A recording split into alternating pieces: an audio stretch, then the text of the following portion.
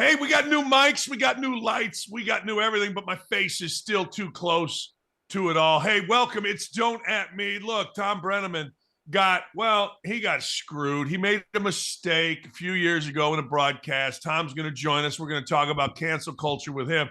Speaking of cancel culture, looks like someone's trying to get rid of Sean McDermott in Buffalo, resurfacing a speech that he gave from 2019. Jesus, we're getting into it.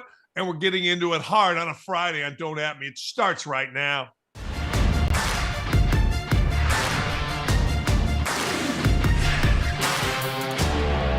Hey, welcome and thanks for being here. It is a new mic. You see it right here. It is new lighting, but it's the same old me, so you are welcome. That's right. You're welcome. You get me. Hey, look, let's get right into it. All right. So in 2019, Sean McDermott, talking to his team in training camp, gave a really stupid analogy. I mean, really stupid. He was talking about 9/11. He was talking about how well coordinated the attackers on our country were. And he was trying to make a reference about communication. He was trying to make a reference that these folks communicated well to one another. It's totally idiotic.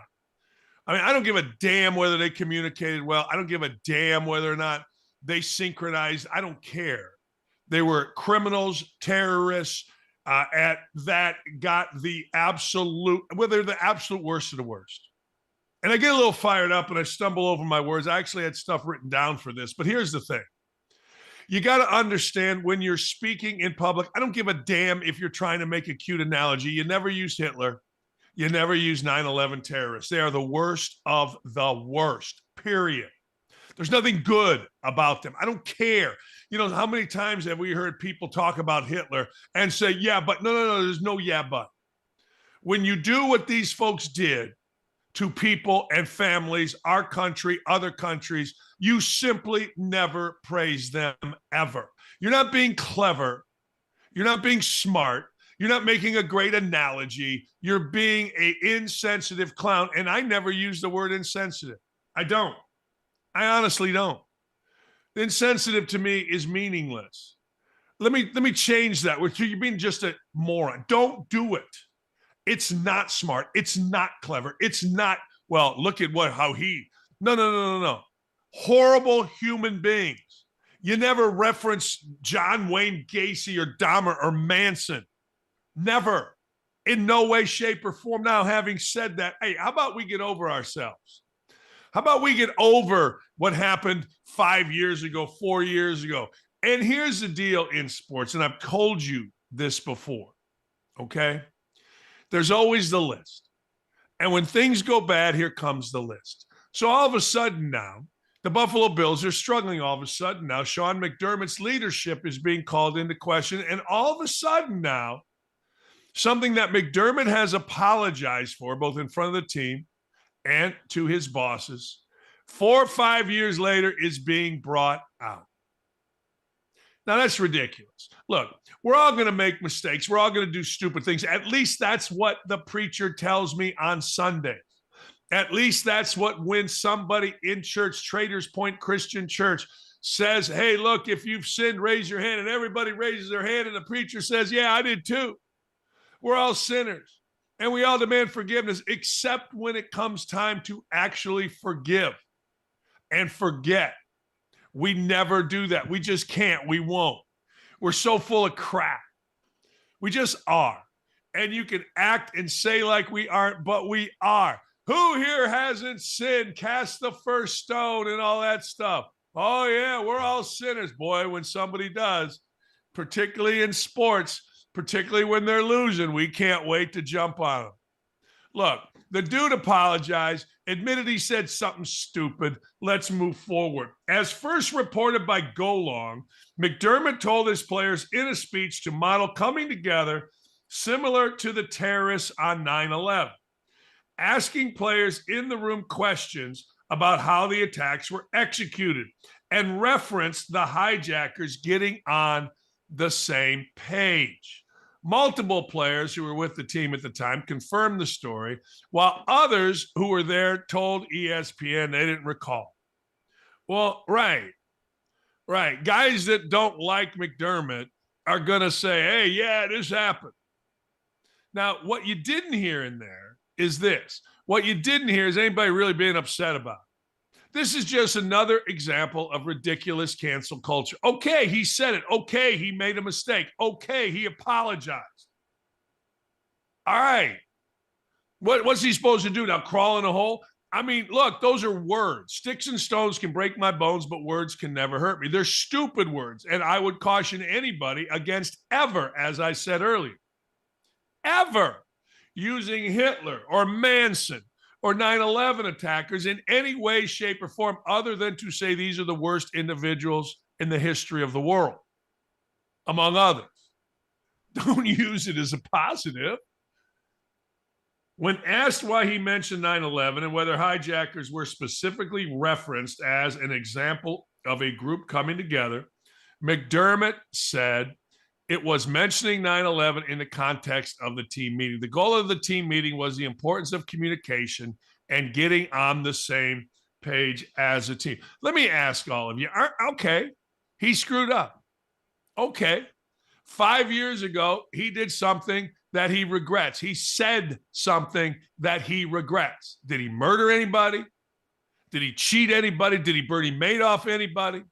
Did he physically beat anybody? Rob, rape, steal? I mean, what did he really do? He used an idiotic reference. And of course, the media is going to jump on this. Of course, people are going to, well, you see, he's just a bad leader. Well, you see, he came up, hey, if he was 10-0 or 10-2, people would say, yeah, okay, and move on. And I hope they do move on because I'm tired of it. You're tired of it. You know, you got to walk around and watch every single thing you say. I tweeted out a picture of a guy by mistake. It became national news. And I'm like, look, I was going to praise the guy, knew exactly who it was. No, you didn't. No, you didn't. You're a dirtbag. Okay, I'm a dirtbag. Everybody's a dirtbag for pushing a button. Everybody's a dirtbag for giving the wrong speech, saying the wrong word. Okay, everybody deserves to lose their livelihood and their life. By who? I've told you this before. The people that criticize me here in Indianapolis are among the worst human beings, nonviolent crime division, that you'll ever come across. That's what we do. And I ain't standing for it. Just shut the hell up about McDermott. Dude made a mistake. Fine. Well, I saw somebody say, well, why didn't he just talk about it and admit it when he did it? He did to the team. Why didn't he say it publicly? Why would he? I mean, you think people don't know the jackassery that's involved in the modern human being? Twitter, Facebook, Instagram, Snapface, or whatever the hell it's called. You think people don't know? You think guys, yeah, let me have this conversation with the world. Hell, you sit there, you apologize, you feel okay, and then eventually you're like, yeah, I know it's going to get out. But damn.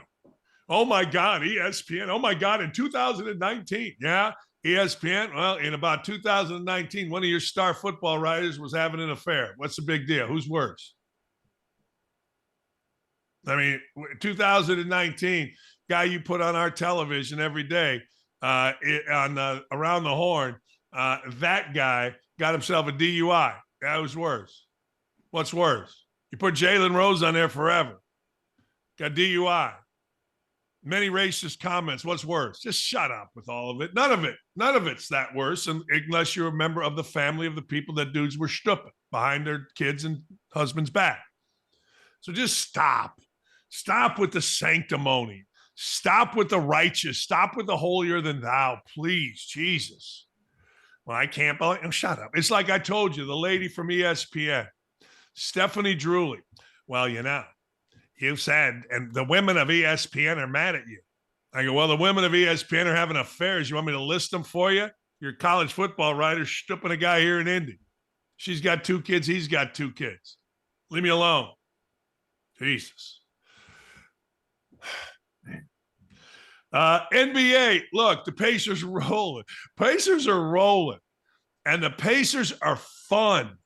I watched yesterday. We don't have regular TV here. So however we get it, we can only get the overhead view without announcers. It looked like watching a video game. And I got to tell you, when you take out the normal TV angles, when you take out the announcers, wearing your ass out. I got to tell you, man, watching the Pacers against the Bucks, if you would have said, okay, just make one jersey red, one jersey white, and tell me who the NBA champs are, you'd say the Pacers. That's how good they look. They did. That's how good they look. They look terrific.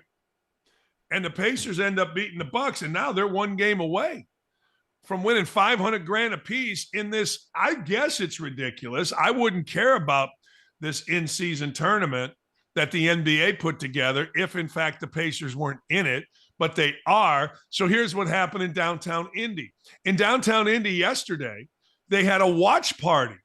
Now, I don't know about you, but NBA teams don't normally have watch parties. But they opened Gainbridge, invited fans in, and had a watch party. The game was at 5 o'clock, so it was damn near perfect. People coming from work in downtown just strutted over, grabbed a couple beers, sat down, and watched Pacers in Gainbridge on one of the biggest screens you'll ever see. I mean, beat the Bucks in an exciting game. Now, seriously, like, look, people are asking me, well, do you like the in-season tournament? And my answer is, I love it with the Pacers. And let me tell you something else. Pacers players, they're going to play against the Lakers, but Pacers players got to like it too. Why? $500,000 each player that wins. $500K. I don't care how much you're making. Well, unless you're, I don't know, unless you're that Brown kid from the Celtics who's making, I don't know, $60 million a year. Oh, 500,000. Yeah, okay, that's in my couch. But I got to tell you, this is fun. Pacers are fun. And Tyrese Halliburton, the kid from Iowa State, is a first-team All-NBA player, period. I mean, he is first team. He is great.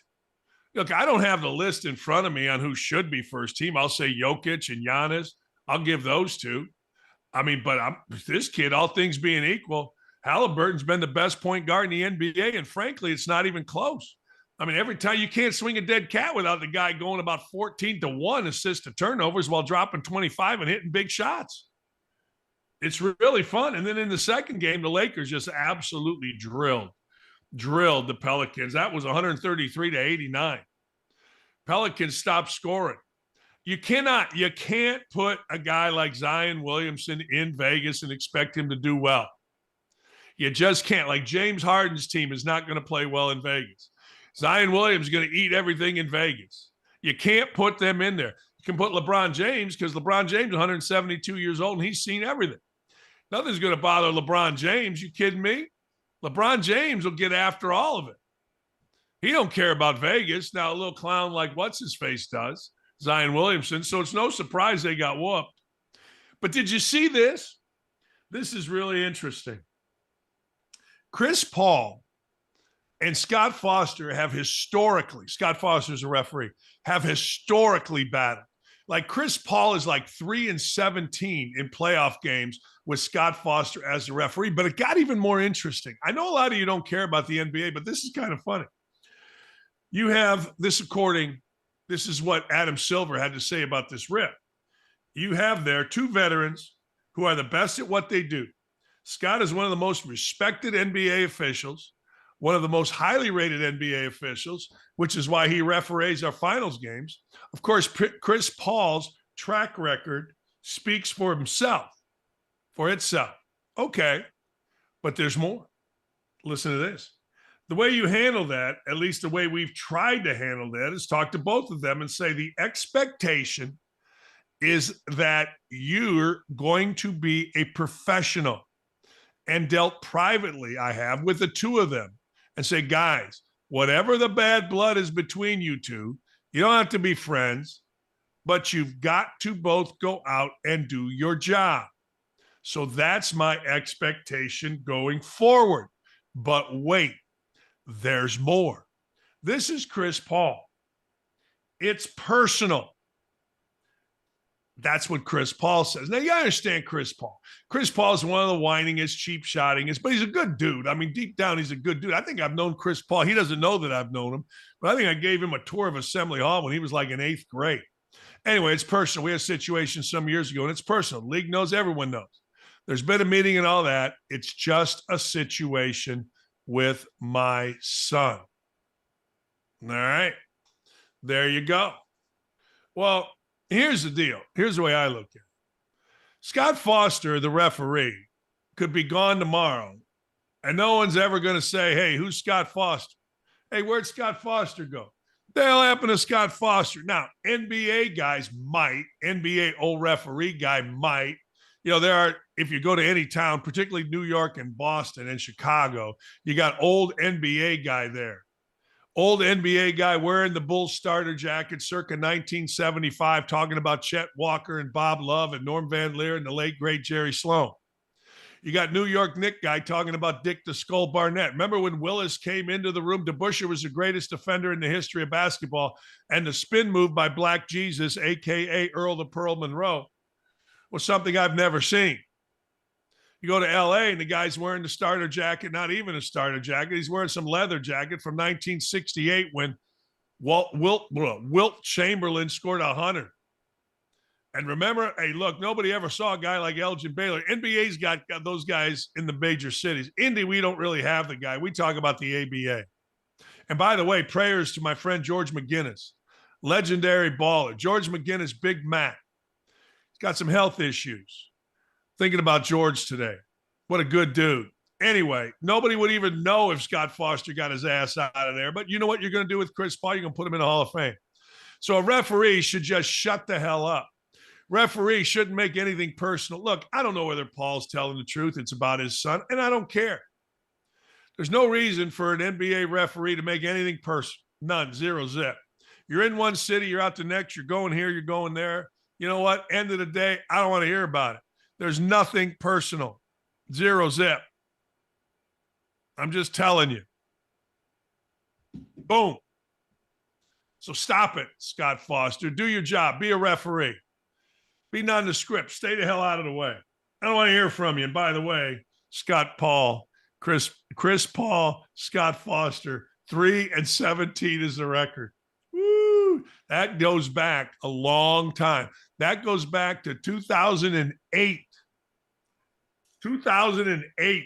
That's where that goes back. Oh, man. See, if his record was 17-3, no one would say a word about it. But it's 3-17, so people are like, why is this? What's going on? No. Hey, the NFL. Last night, sack attack. Only guy in America. 84% rule. Do you know what that is? I'll tell you about the sack attack. Sack attack's my guy. Sack attack is my guy. Every night with bated breath, I wait to get the sack attack's bet. Here's the deal. The deal is this. The deal is the sack attack hit me yesterday at about 7:55. His bets, New England, plus 5.5. Woo! New England. Here's the 84% rule. Write this down. When an underdog covers 84% of the time, they win the game. So because I am all in on the Sackster, we took plus 5.5. We took money line plus 210. He added, I coattailed, we added a little over. And as Al Michaels so adroitly said, everybody can relax. That over was nailed.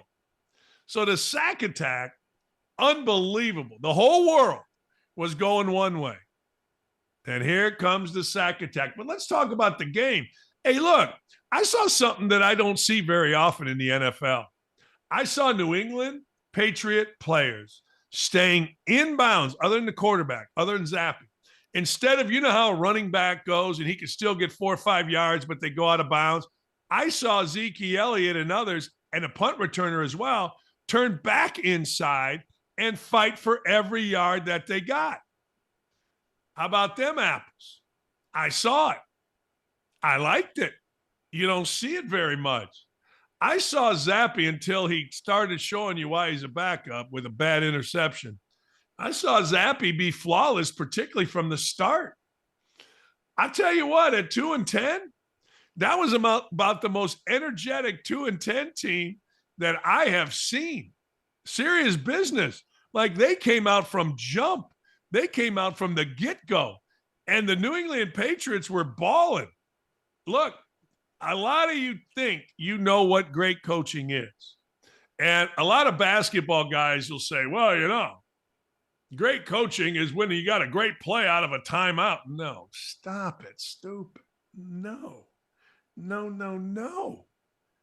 That's not, you can practice out of bounds play. Great coaching, among other things, are what you saw last night out of Belichick. Belichick last night had his team ready. And there are rumblings, including by my dear friend Ryan Burke, who is a huge Pittsburgh Steelers fan, as the text came into me last night from RB. Listen to this. Tomlin's a fraud. I said that close to the mic. Ben Roethlisberger made Tomlin. I got to tell you, that's the worst 7-4 team in America. Now they're 7-6. And I also got to tell you, you can kiss my backside that Matt Canada was the problem. You can kiss it right on my hairy cheek. Matt Canada, the problem, my ass. Problem is, you just look like a bunch of ragtag, unorganized, horrible quarterback, offensive football team with wide receivers that are little freaking bitches, if you want the truth. I mean, how tired did you get of George Pickens last night? How tired of you are Deontay Johnson? I'll tell you how tired I am. I'm like, have a baby, keep you up at night all night tired of those two. I mean, these two guys, my God, if I were their dads, I'd slap them. I'd grab them and say, look, you're making a jackass of yourself by whining and complaining, and not a jackass in a good way. Now, look, oh, man, I'm just competitive. No, you're just a sorry ass baby. You're just a baby when you sit on the field and throw up your hands and whine and do all these little things. My God, if I was a dude's father, I'd never smack the shit out of my kids, but I'd be tempted to.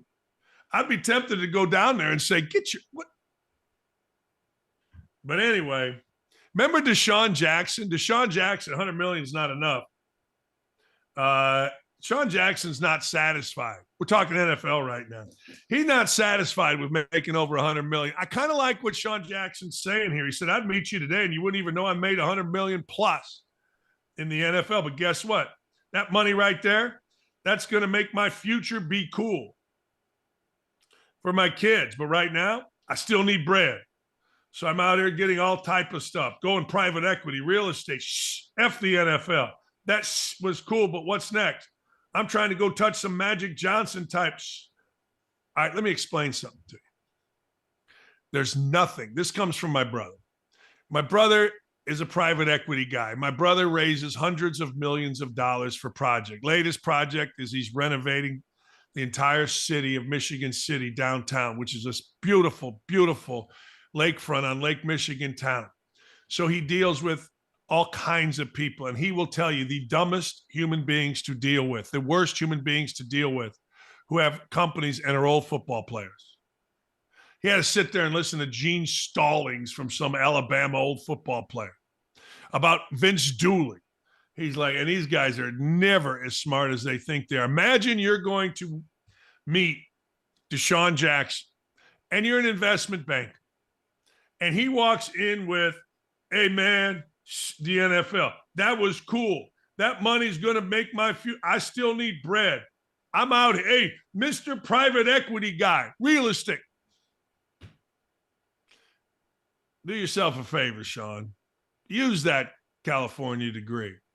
Magic Johnson, I was told by somebody, well, the guy who ran Universal Studios can talk to anybody, any level. Good for you, DeSean. I like what you're doing. But don't bring that, well, I'm about private. Shut up. Put a suit and tie on. You want to be a business guy? Then be a business guy.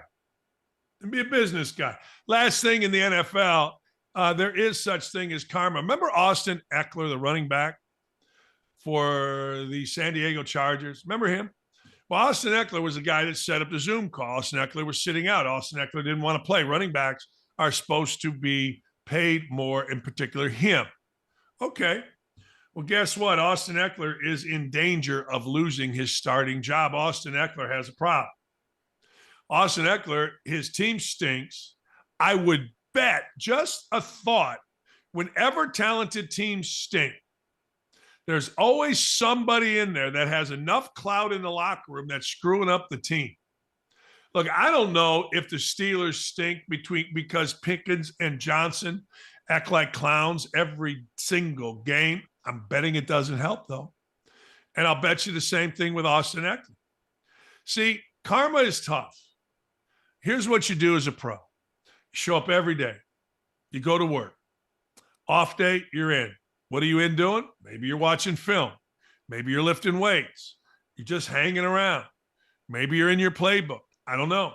You don't take a day off, at least particularly in this, if you're a pro. But what you don't do is whine and bitch and moan. Let me ask you a question. We see the Kansas City Chiefs. The Kansas City Chiefs, other than Chris Jones wanting a contract, have they ever had any real drama? Yes, Travis Kelce is dating Taylor Swift, but that's not real drama. I'm talking about real team drama. You want the answer? The answer is no. Hard to win. Really hard to, like stupid hard to win. And Austin Ekeler set the tone for a very talented Charger team going south by sitting out, by being a mouth, by complaining, blah, blah, blah, blah, blah. You just don't do it if you want to win in the NFL. I don't know if anybody knows this, but the NFL is hard to win. I mean, teams are supposed to be 8-8 or whatever, 8-9, 9-8. That's how it's set up. And when you got somebody that is not pulling in the same direction, and that person is a star, quote, star, you got a problem. You've seen it with Pittsburgh. You can blame Matt Cannon all you want, but those two idiot wide receivers, you ain't winning nothing with those two idiots. And you saw it with Austin Ekeler. Hey, when we come back, Thom Brennaman got canceled. He got canceled, said the wrong word. People got mad, but it's years later. Here's Stephen A. Smith. Stephen A. Smith, was on Outkick.com in a great interview with Clay Travis. Here's Stephen A. Smith with Clay Travis on cancel culture. When we come back, Thom Brennaman and I are going to have a nice talk. You talked about identity politics. I got something 10 times more damaging. Woke culture. It ain't popular to say it's woke culture. Here's why woke culture is worse. I get a cup of because coffee. No matter what your identity is or what my identity is, we can live in our separate worlds or we could choose to come together. Woke gets you fired. You would have thought after a multi-million-dollar lawsuit from Nick Sandman, aka the Covington Catholic student who was railroaded by the mainstream media for literally standing and smiling, that said mainstream media would have learned a lesson, but nope. If there is a white male that can be defamed, slandered, or canceled regardless of the merit or truth of the accusations, well, members of the activist media will find that white male and go to town. And that's exactly what happened to this young Kansas City Chiefs fan after Deadspin's senior writer, Karin J. Phillips, published a hit piece on the boy for supposedly wearing blackface to the game. The headline of the article, "The NFL needs to speak out against the Kansas City Chiefs fan in blackface native headdress." The article also included this one-sided and deceptively skewed photo of the boy to prove the point that this kid is a racist, flagrantly parading around his racism at an NFL game. Damn, and it looks bad, doesn't it? Unless you provide just the tiniest amount of truth and context and show the whole damn photo of the little boy whose face is indeed painted black, but half black, not to promote racism, but as a part of the red and black colors of the flippin' Kansas City Chiefs. Furthermore, according to the boy's mother, he is of Native American descent. Oh. So was this an honest mistake by Deadspin writer Karin J. Phillips? Or was this just a sick and underhanded ruse to get clicks and ruin this young boy's life for no freaking reason at all? Well, I'm going to go with the latter, given Phillips doubled down with this post on X. That tweet is now deleted, but the damage is already done. These race hustlers are shameless. They are vultures and leeches and a disgrace to journalism. They are so hungry to find racism, they will literally create it where it doesn't exist.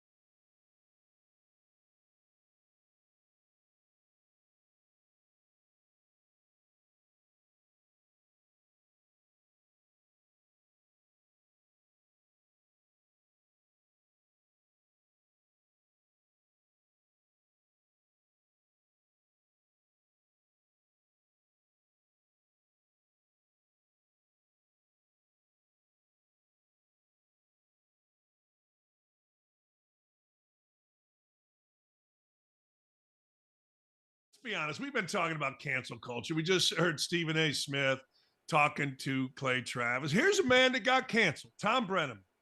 Thom Brennaman was my favorite announcer. And I'm going back and I'm being totally honest with you, Tom.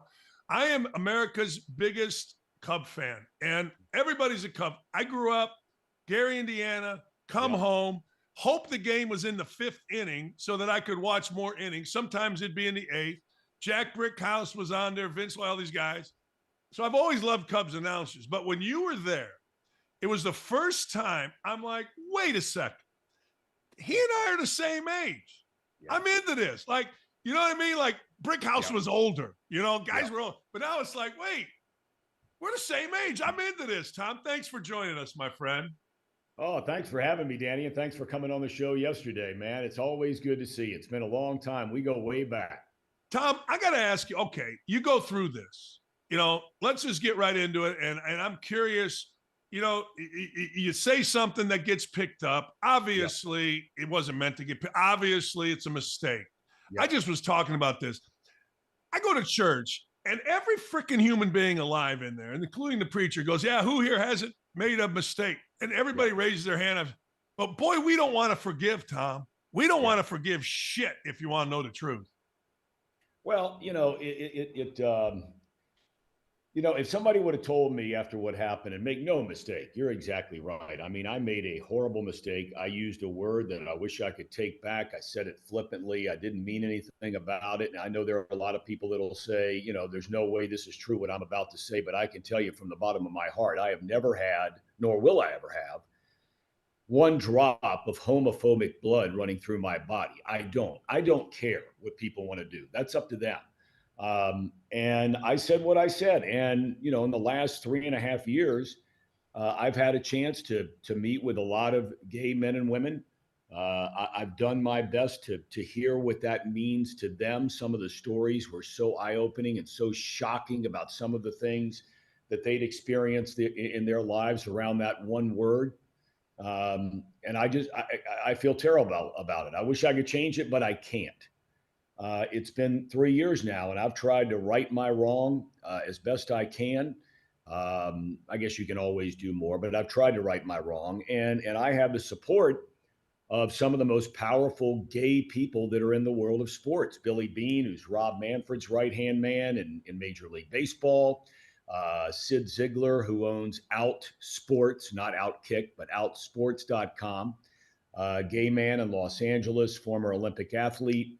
I've gotten to know these guys very, very well. Sid and I have become very good friends over the last 3 years. And all those guys are going to bat for me.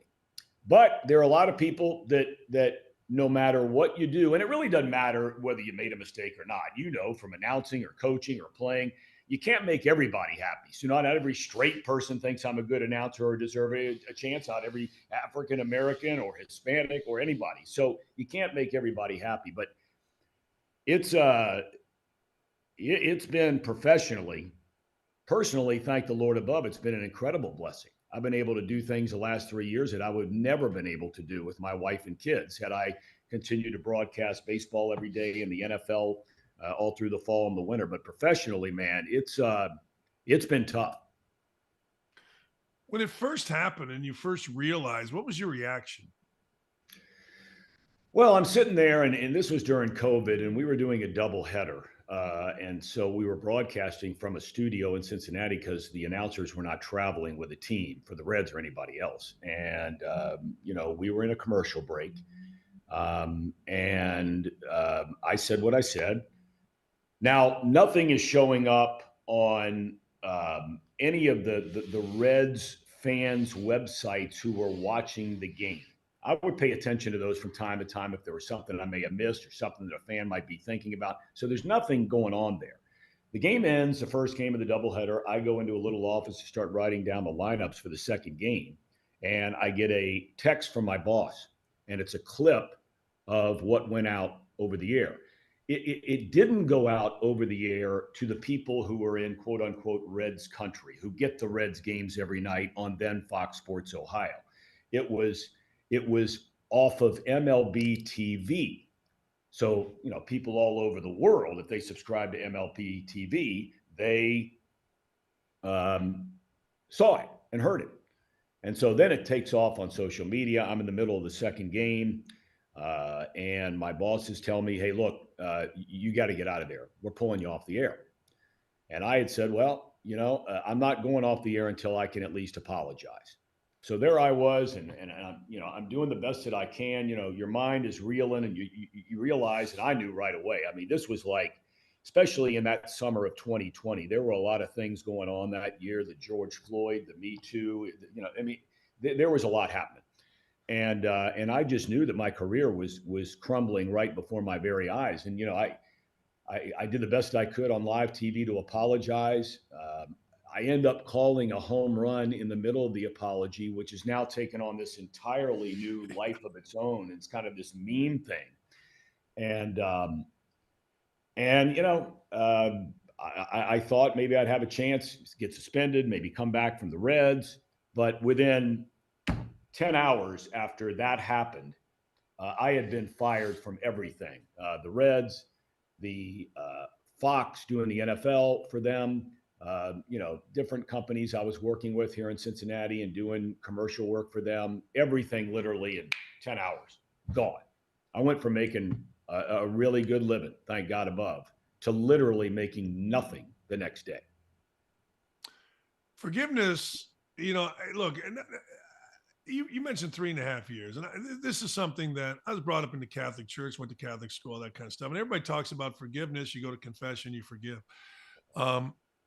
Do you feel like the people that matter to you, and you mentioned Ziegler, and you mentioned Billy Beane, and you mentioned, do you think they forgive you? Yeah, I do. I know they do.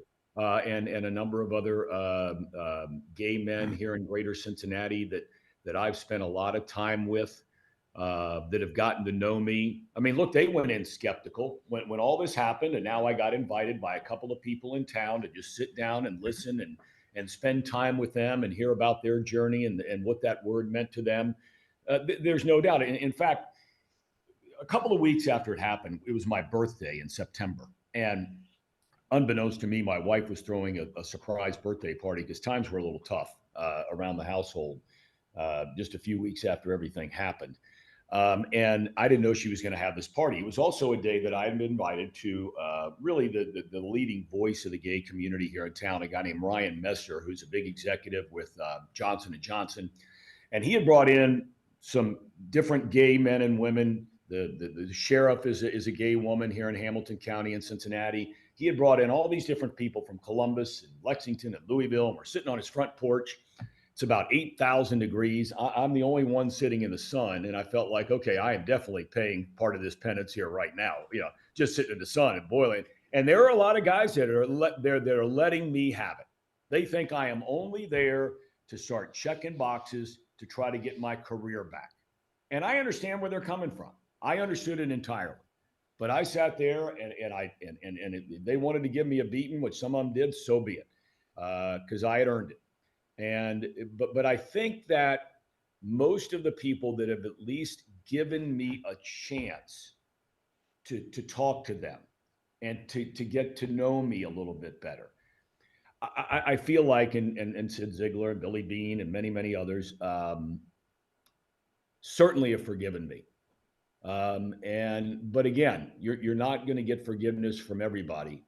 And I always say, I just pray for those people because, there was some woman who's a professor at, I think, the University of Virginia. And there was an article that was written about me. And I mean, this lady just bruised me up one side and down the other. And all I could think of was, I really pray for that woman because if she has anybody in her life that needs forgiveness, or if she ever needs forgiveness, I certainly hope she doesn't apply what she just said to herself or to some other people that really mean something in her life. But there's nothing I can do about it.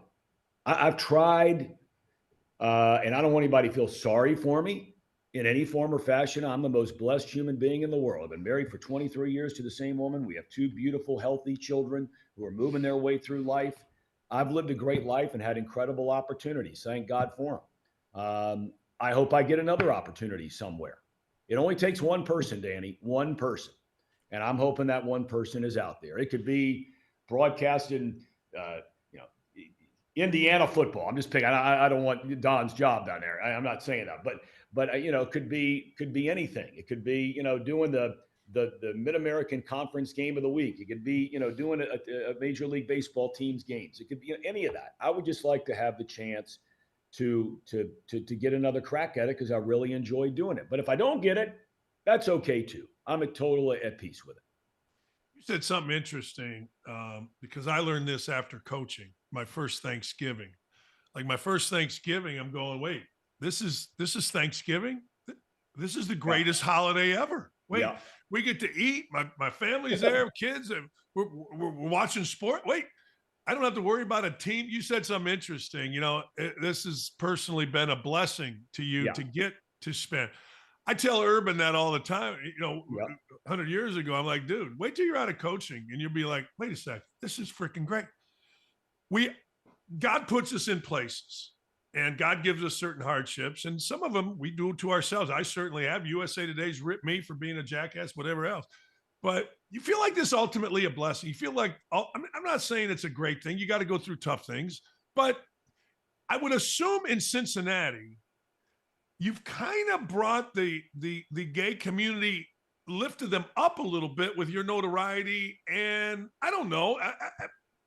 I don't know. I don't know what I'm trying to say. I don't know. I don't know about that part of it because it's really hard to ever feel that way, Danny, because there are so many people that are out there that still want to beat you down. And that's fine. Again, I pray for those people and I hope they're all right. But as far as, you know, as far as it being a blessing, man, I mean, you know, for those that work in sports and you're making reference, you're already right. I mean, you're in there grinding in basketball around the Thanksgiving holiday.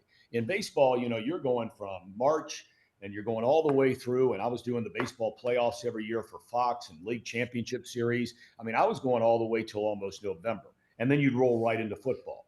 And, you know, would I have gotten off work for my daughter's graduation from high school? Yes, I'd have gotten off for that day, but I wouldn't have been able to move her down into college down in Texas. I wouldn't have been able to be around all of the stuff in her graduation. My son was a highly decorated lacrosse player in the state of Ohio. Phenomenal career, 3-year starter, state champion, player of the year in Ohio a couple times. I got to go to every single one of his games. In fact, I went to almost every single one of his practices. And I'd sit in my car because he didn't want anybody to know I was there. I'd sit in my car up above the stadium in the pouring rain or the snow or whenever it was they started in February, and I'd be able to do all those things. My wife and I got to do things together that we would never have been able to do. So it has been, there's no doubt this happened for a reason. I really believe it's part of a bigger plan. I may not like the timing of the plan, and I try to do my best not to you know, think that I'm smarter than God above. And so, you know, at the end of the day, I mean, when all's said and done, I'm good, totally good, and been totally blessed through this whole thing. And I honest to God, I could sit here and say this right now, and I mean this with every bone in my body. I would not change the last 3 years of my life to have my career back. I wouldn't do it.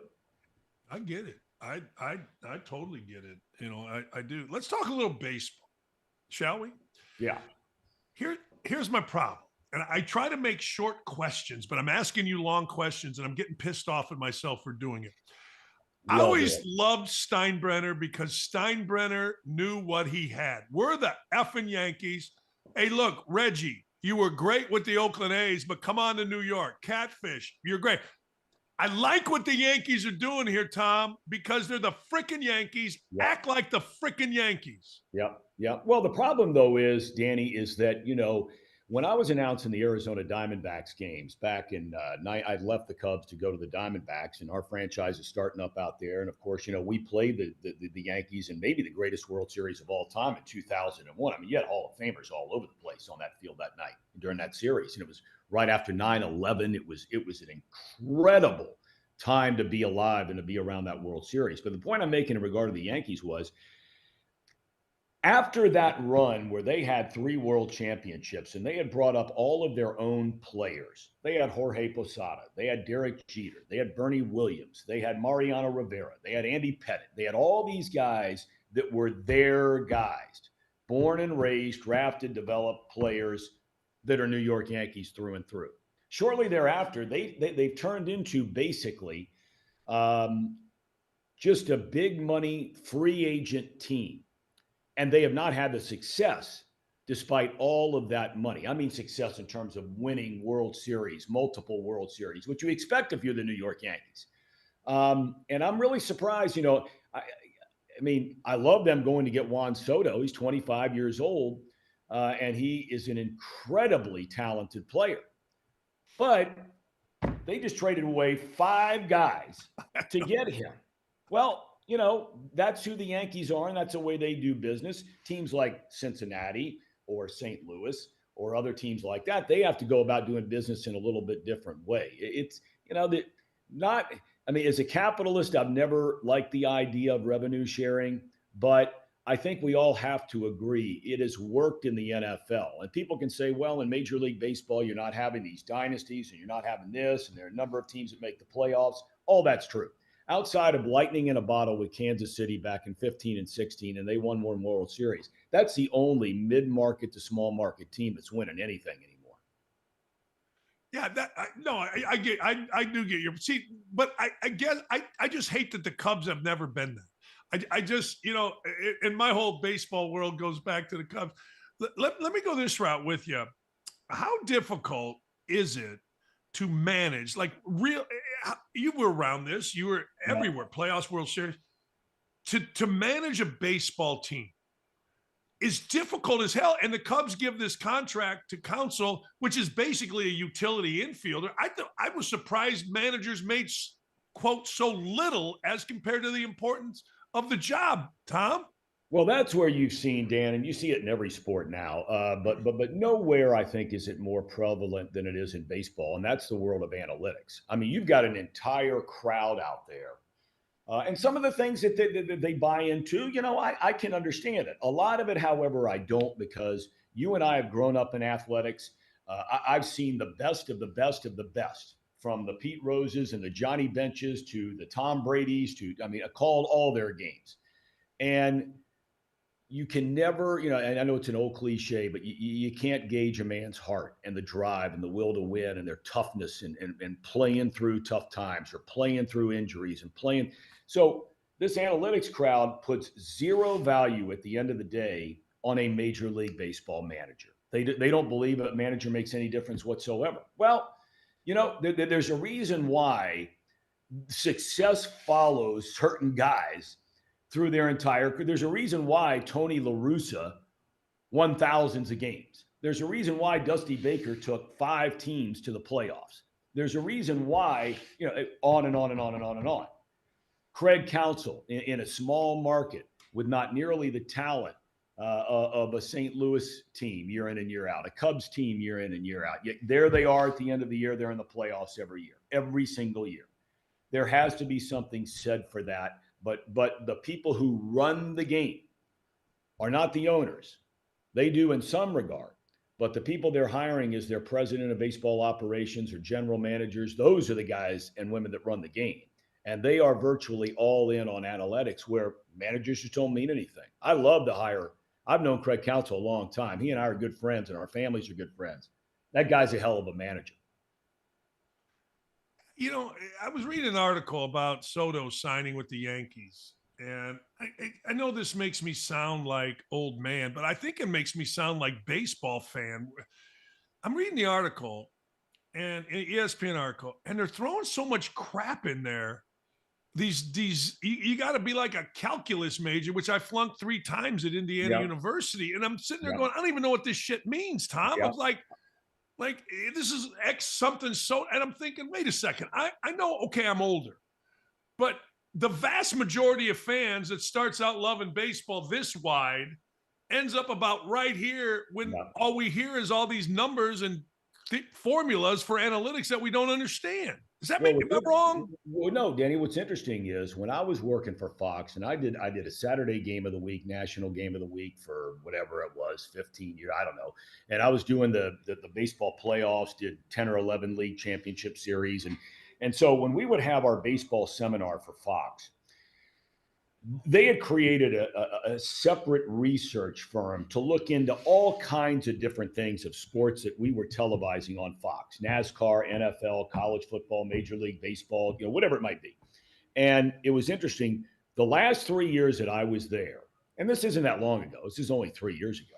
The last 3 years that I was there, they presented to this study group of baseball fans topics, rate them from number one, most important when you're watching a baseball game. What is the most important thing to you? Well, the score is the most important. I want to know the score, right? I can be in a bar, I can be in a restaurant, I can look up, I see the score. Okay, 1 to 30. Analytics and the presentation of analytics inside of the baseball game for a fan watching never got higher than number 28 on that list.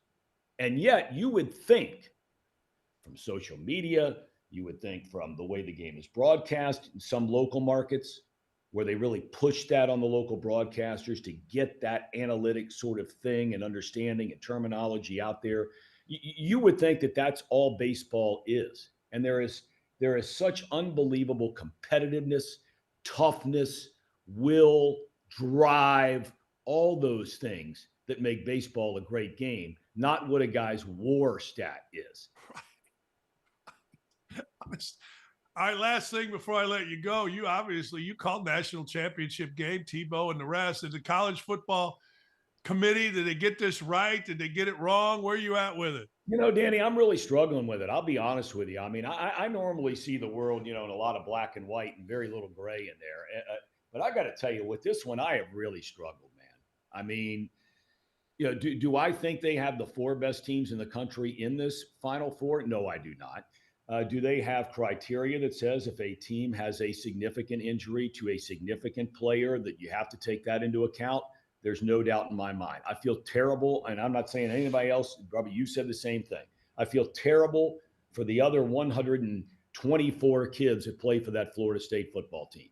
I feel terrible for them because they won every game they played. They might be in a poor conference compared to the SEC or the Big Ten or Pac-12, whatever, but they won every game they played. At the same time, if anybody watched that game against Louisville, there is nobody that can objectively say that is a team that can win a national championship. No way. You're preaching to the Tom. I believe this. I think it's going to be the most watched college football game ever, Alabama, Michigan, by the time we get to the Alabama, Michigan. And I don't think anybody wanted to see Florida State without Travis, the quarterback. I think 2 things. I think that, and I think the college football committee wants to see Michigan lose, and they're like, hey, who's going to beat Michigan? Well, let's put Alabama in there, brother. I just, and I know I have just been, and maybe I shouldn't be surprised. I mean, Indiana basketball fans, Ohio State football fans we have here, whatever, pick a team, it doesn't. Steeler fans, it doesn't matter. But I am just, I knew that there was blind faith among fans of a team. I have just been completely baffled by the reaction of some of these Michigan fans who walk around and it's just like, high and mighty, and anybody spends 10 minutes around a Big Ten, they walk around like they're better than everybody else, smarter than everybody else, and it's a great school, great town, great campus. I mean, it's phenomenal. Stadium, the big house, all of it. And it's a big league operation, but man, oh man, this is going to be fascinating when all is said and done, how this whole thing turns out. Hey, I've kept you too long, my friend. I hope you'll come back. This is a lot of fun. I'd love to come back anytime, Dan. You're the man. Keep up the good work, man. You Keep too. Fighting the good fight. Thanks, Tom. Merry Christmas to you. That's the great Thom Brennaman. I love him as an announcer. Love him. I don't care if he's doing football, basketball, Cubs. I don't care. Reds. If I heard Tom or his dad, I listened. I watched. If they were on WLW and I was driving recruiting, I listened. If they were doing doing an interview, I listened. I think he's absolutely great. And you know what? You make a mistake, you apologize, and you move on. And I hope somewhere, somehow, hopefully here at Fox, somebody gives Tom another chance, because broadcasting needs guys like Tom, because he's not afraid. He's not a cookie cutter. He's just great. Just absolutely great. And I thank him for coming on. And I thank our people here. When I said, hey, Tom, you want to come on? He's like, well, you better check with the higher ups. And my higher ups are like, hell yeah, let's go. Because Outkick, we talk real. We don't talk bullshit. We talk real. And thanks to Tom, he talked real. So that was absolutely wonderful. I do believe that Michigan and Alabama is going to be the highest rated game in the country. I do. They got all the storylines of Michigan, and they're going to come back here in a minute. We took a little break, and then the storylines are going to come back, particularly when Harbaugh, if in fact he does sign what John Bacon, who is really tied in. John is a professor, they're a best-selling author. My son actually had him in class at Michigan. And John's reporting that Michigan's offering, and it is in Harbaugh's hands right now, 5 years, $55 million, which is an embarrassment to Michigan. I mean, let's be honest. Hey, man, we had to suspend you because you're a cheat. The Big Ten had to suspend you because you're a cheat, but we're going to reward you with 5 years, $55 million. Are you kidding me? I just want you to think about that for a second. Used to be when you cheated, you got fired. Used to be the school was aghast by you being a cheat. Now, hey, we'll give you 5 years, $55 million. If you ever want to understand what I tell you when I say get fired for anything but what? Let me hear you, YouTube chat. Losing, and you will get another job. Period. You will get another job. If you get fired for losing, you're done. It's over. Gone. Adios. Hasta la vista. Buenos suerte. La noche. Whatever the words, I don't even know what words I'm saying, so I may have just made a slur. I really don't know what la noche means, but I remember somebody, my dad or somebody, used to say, la noche means goodbye or it's over or something. I don't know. But anyway, that's the deal. This is going to be the highest rated football. We're going to talk to Allison Williams. Allison Williams has been on that podium presenting the trophy to the national champion. America owes Allison Williams an apology. She is one of the OGs of this show, even though she's only like 25. But I'm just telling you, this will be the number one rated, most watched college football game in the history of college football. Look, let me explain something to you. I don't care what I've got going on December 31st, and I don't think you do either. I don't care. I got a doctor's appointment January 2nd. But I'll tell you this is going to be sitting with a spread, a mound of Hermanaki wings from frickin' Ale Emporium, a mound of Lou Malnati's pizza, and I'm sitting and I'm watching because I cannot wait. I think it's going to be absolutely tremendous. All right, we're going to get into it with a double-licious Allison Williams when we come back.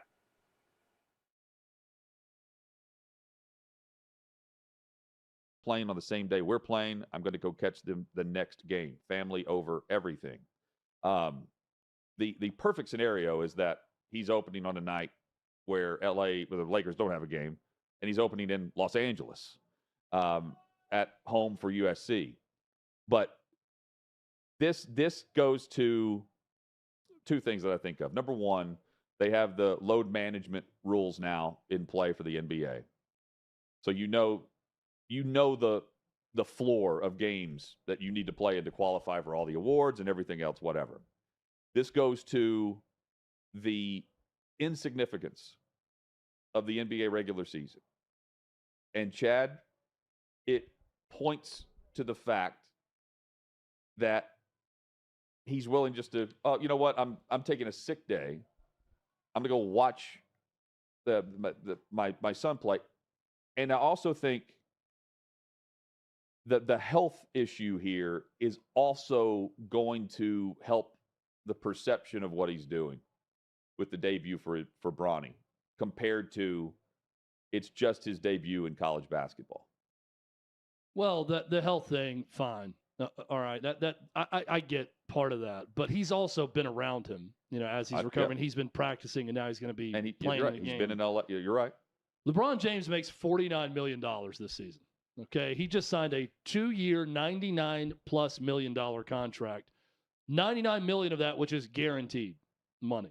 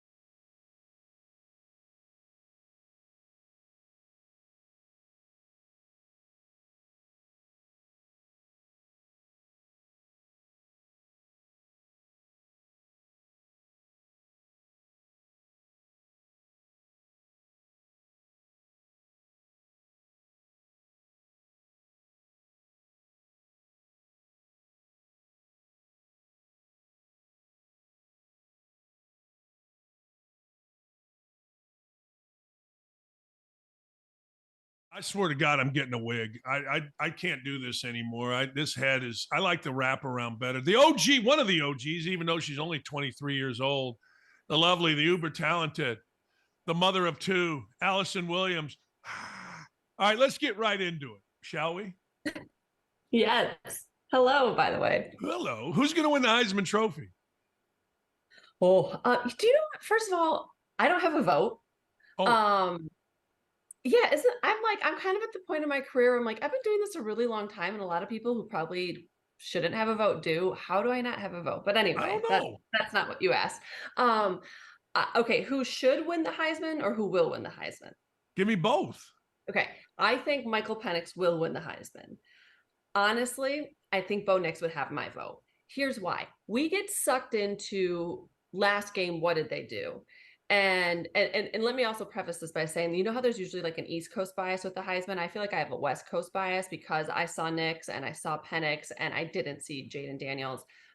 Marvin Harrison I did see, and he's phenomenal, but I don't think it's going to be his year. Right. Ohio didn't quite play to the, So I think it's between those three, and it's usually the quarterback award, so it makes sense. I saw Penix and Nix in their final regular season weekend, and Penix was unbelievable. And what he did this year, completing almost 78% of his passes, is unreal. Now, granted, he's played like 600 games, so obviously you get better with time. But I just think his body of work over the course of the season, even though he lost the 2 head-to-head games against Penix, was more impressive at the individual position. I do think Penix will win it, and I have no beef with that. But the games I saw him, he just wasn't his best. I had him against Utah, and that was, because of the weather and the wind, they said, even though going into that game, they're like, the way he throws the ball, he can cut through that stuff. He wasn't impressive in that game. And I had him against Washington State, and he didn't wow me then either.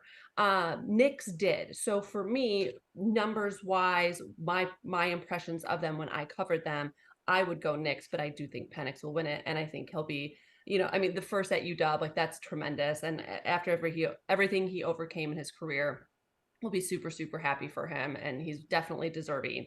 This was, I think, as difficult a decision to discern between those really 3 guys as any year. I'm with you on all of that, actually. I think you said it absolutely perfectly. Look, Marvin Harrison might be the best player, but he's not winning the Heisman. Here's where my problem is. You ready? As an Indiana guy, we had both Penix and Kalen DeBoer in our freaking building on our campus. We had them both sitting. Come on. I know. It hurts, doesn't it, when those guys go other places? And it's like, it sucks because you have them both there. And you're so close. It's like Matthew Stafford when he leaves the Lions. We had him. How can we not win a playoff game? It's tough. But those 2 are special. DeBoer is really special. What he's doing at Washington is really impressive. I mean, the start he's gotten off to over the last 2 years and how quickly he turned it around.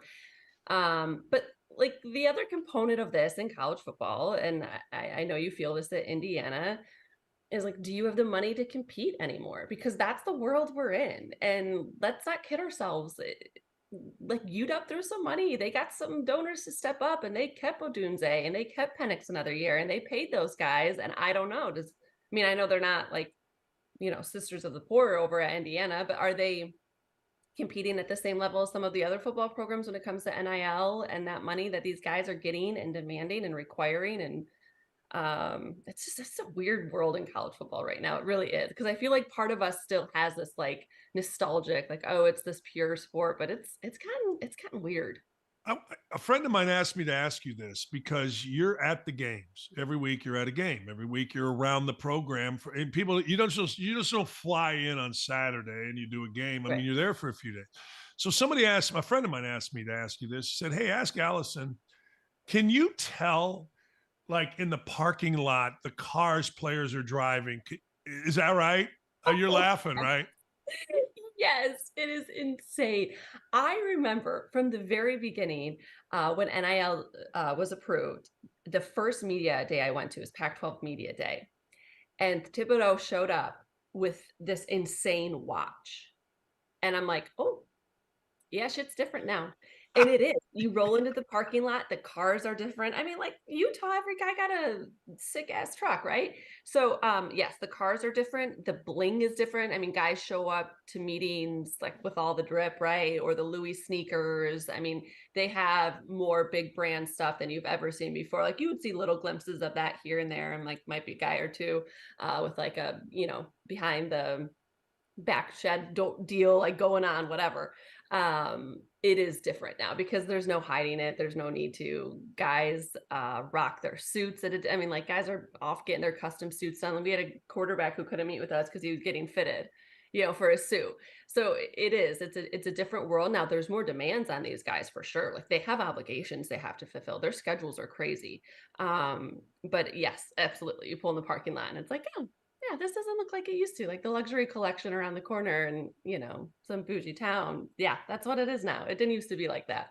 I didn't even think of asking you that question, but I was talking to a buddy of mine and we were just talking about college football. I said I was having you on and we started talking about that because I see guys like there's a kid barely plays at Indiana in basketball. He made enough money to pay off his sister's student loans. She's This awesome. dude averages no points. I mean, I'm sitting there going, wow, like this is, and then you see the guys that give their teammates headphones, all that kind of stuff. Yeah. Is Deion Sanders ultimately going to be really good for college football or really bad for college football? Well, I think it depends. No, I'm going to say really good. I was going to say it depends Okay. what you think is good for college football, but I'm going to say good because first of all, he has brought an exuberance and energy and excitement to a program that hadn't had it for years and was in a really difficult place in a lot of levels. And I think there's also something good about being forefront with this stuff. Like he made it not taboo to be like, yeah, I'm going to get rid of every guy I think can't play. And I'm going to hit up the transfer portal and I'm going to pay guys and I'm going to be flashy and I'm going to be all these things that we kind of were like, okay, we know you're doing it, but we don't really want it in our face. Like we kind of want to put our head in the sand and pretend we don't know what's going on. And he puts it out there. And I think there is something about that transparency and that honesty and that upfrontness that will be good for college football because we need to be very clear if this is going to correct itself in any form or fashion for the long term of college football, which I think is necessary. There needs to be some guardrails. There needs to be something in place to help preserve the integrity of the game, if you will, and even the competitiveness of it. Then we need all of this to be transparent and we need to be honest and have real conversations about what these players are dealing with and the tampering going on and not that Deion is, but that happens. And that's a real thing. And any coach right now will tell you the biggest recruiting he does is keeping his own guys. And that's becoming a real thing. So I do think Deion will ultimately be good. And I think he's provided, especially at the beginning of the season, a ton of fun. Was all the hype deserved? Obviously, probably not. But the ride was a good one. And I look forward to seeing what he does long term in Colorado. He's gonna have to deliver eventually, right? And that's the other thing. Like if this doesn't work, I'm going to pluck whoever I want from the portal and I'm going to plug and play. If that starts to not work for teams, that's going to self-correct itself as well. Because it is interesting when you look at the rosters, of teams. I bet even if you look at the four teams in the playoff, the number of first year transfers that they have in their starting 22 would be interesting to see because I bet it's not as high as maybe some of the other teams that aren't in there, like, USC, Colorado, obviously some of those other teams. So I think the success thing will work itself out and coaches will find that, okay, yeah, do I need to use it the right way to maybe fill a position or two? Yes. Do I need it to overhaul my roster every year and kick everybody out and say you all suck and I'm moving on and I'm not developing? No. Yeah, I mean, if you're going to treat it like a business, it's got to be a business from both sides. And one of the things in business is if you don't do your job, somebody else is going to come in here and do the job. All right, I got two questions for you. I have said that, look, whether you agree with the college football playoff or disagree with the college football playoff, Alabama, Michigan is going to be the highest rated TV ratings we've ever had for a college football game. I believe the hype going on in January 1st, the time it's on, is going to be insane. So I ask you, do you agree with that statement? And secondly, did the college football committee get it right in your mind? I agree with that statement. The ratings are going to be off the charts. And I think the game's going to be beyond phenomenal. Do I think they got it right? No. To me, leaving out Florida State is atrocious. It's a travesty. It's unjustifiable. The argument we should be having right now should be about the 4 spot and why it was Alabama, Texas, or Georgia and not the other 2. The 3 spot should have just been Florida State. And I say that fully aware about all the challenges that they have, but they won. And this is this an invitational? Is this Vegas projecting the best 4 teams, 4 teams, 2 matchups? Or is this, what did you do on the field week in and week out? They went undefeated. They beat 2 SEC teams on the road. They had the strength of schedule. They had the strength of record. They are a conference champion. I don't care that you lose your quarterback. You still won without him. I know you are a different team, but to me, the selection committee, while I understand they are like, that's a factor, I don't think it should be at this point because they still delivered without him. And I think it's absolutely insane that an undefeated Power 5 conference champion gets left out. I just, to me, that was like, no, they go in at 3 and then you debate 4 and we're all livid about who gets left out because Texas beat Alabama. Why are they out? And Alabama beat Georgia. Why are they, like Georgia only has 1 loss, but so then we can ravagely debate those 3 teams because my answer to, well, why we should only debate those is because they lost. So like, take care of your business like Florida State did. And then, we can have that discussion.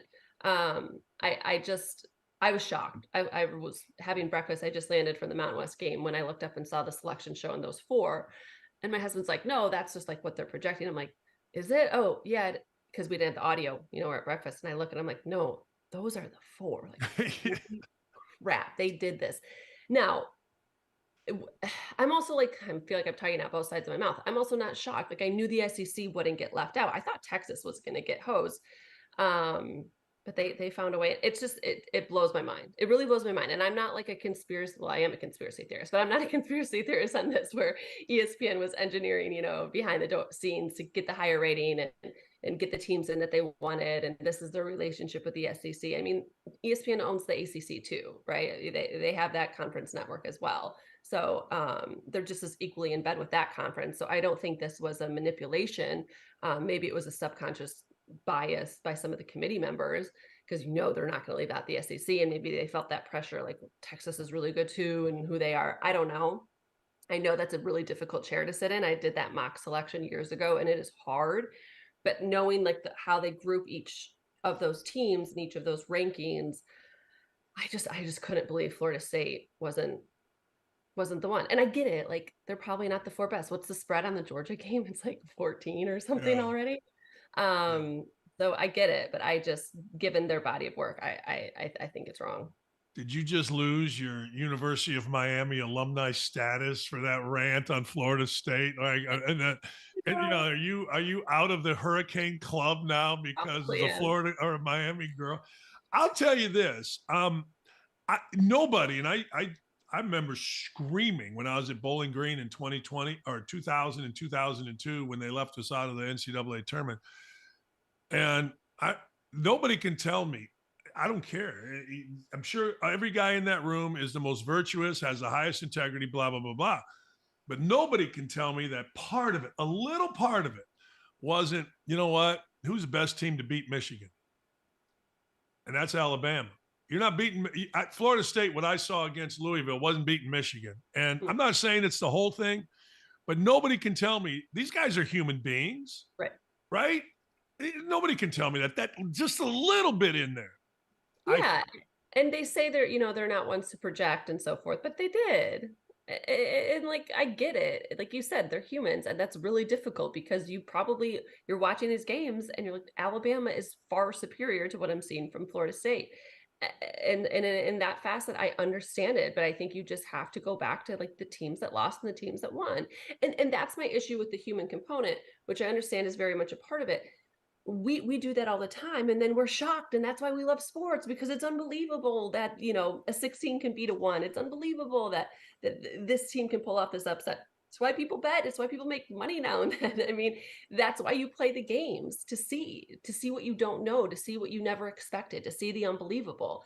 So, yeah, on paper, into to the eye test, whatever that means, to the eye test, yes, they got the 4 best teams. I understand that, but I just think we have to sometimes say, like, maybe we don't know, and maybe this team does actually deserve to be there, and that's what our job should in part be, is to get the team that proved it week in and week out on the field.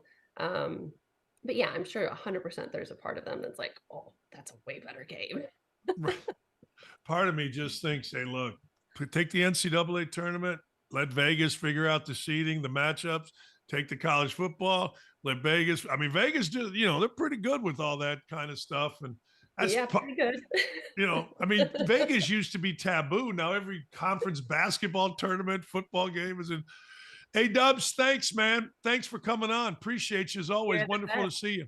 Thanks for having me. Happy holidays.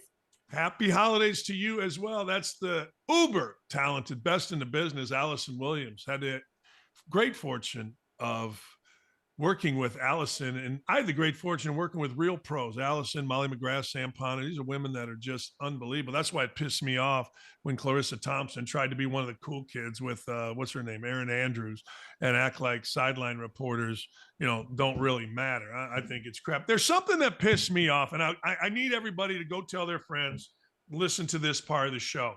I grew up in an era where even though there wasn't a draft, when I was coming up, there was not a draft. You did not have to, but you didn't go to war. My next door neighbor was older than me. And I remember getting on the school bus, and my neighbors, the Melham, Joey Melham, Mark, they were crying. I'm like, what happened? They go, well, Zach took off for Canada.